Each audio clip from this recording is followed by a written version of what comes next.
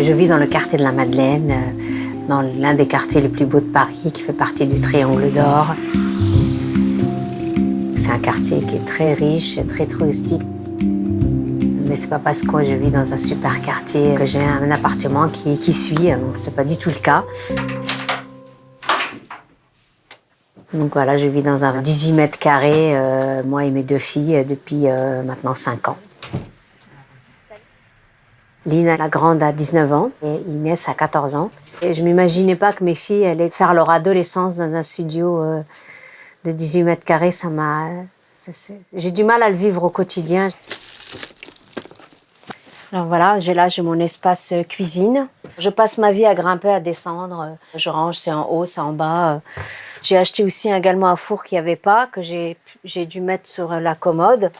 Pareil, la commode, quand j'ouvre, il faut que vraiment je tire tout pour ouvrir la commande, pour récupérer ce que je veux. On a une très grande fenêtre, donc je l'ouvre très souvent parce qu'on n'a pas de système d'aération. Et j'ai beaucoup de mal à l'ouvrir à chaque fois parce qu'elle gonfle en fait. Et c'est tellement condensé qu'en fait, ça coule. Et là, il y a les champignons sur le... Voilà. Là, on range un peu nos affaires, hein, comme on peut. Et là, on a juste une salle de bain qui est vers là. On a beaucoup de dégâts des eaux, on en a eu 2 en moins de 2 ans. C'est très humide, il y a même limite des champignons qui sont en train de pousser. Je paye 1 000 € par mois, charges comprises, pour 18 mètres carrés.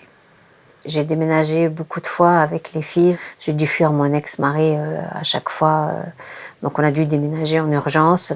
Et j'ai rencontré une femme qui m'a proposé de me louer ce studio. Et j'avais pas le choix. J'ai trouvé quelqu'un qui a bien accepté de me louer. J'étais bien obligée d'accepter au prix qu'elle me proposait. Sinon, j'avais pas d'appartement.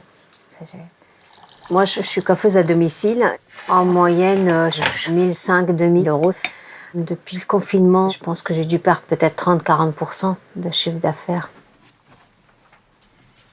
Avant, on dormait par terre, toutes les 3 sur 2 matelas. Et j'ai fini par acheter ce lit mezzanine où la petite dort en haut.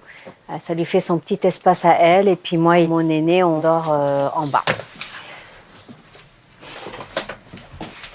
Je trouve ça pas normal de devoir endurer tout ça. Enfin, on parle quand même d'avoir un toit sur la tête. C'est censé être le minimum syndical. Et le fait de autant galérer pour juste avoir le minimum, je trouve ça intolérable. Alors, le confinement, je pense que ça a été la chose la plus compliquée pour nous. Surtout le premier, parce que ma mère ne travaillait pas, ma petite sœur n'allait pas à l'école. J'ai perdu 6 kilos, je crois. C'était à cause du stress de voir ma sœur pas bien à cause de l'école, de son échec scolaire, de voir ma mère qui ne peut pas travailler, donc qui ne peut pas ramener de l'argent. C'était très compliqué. Du coup, j'ai perdu l'appétit, je mangeais plus du tout. J'ai attrapé des petits boutons. Et depuis le confinement, ça a apparu d'un coup, donc on n'a pas trop compris.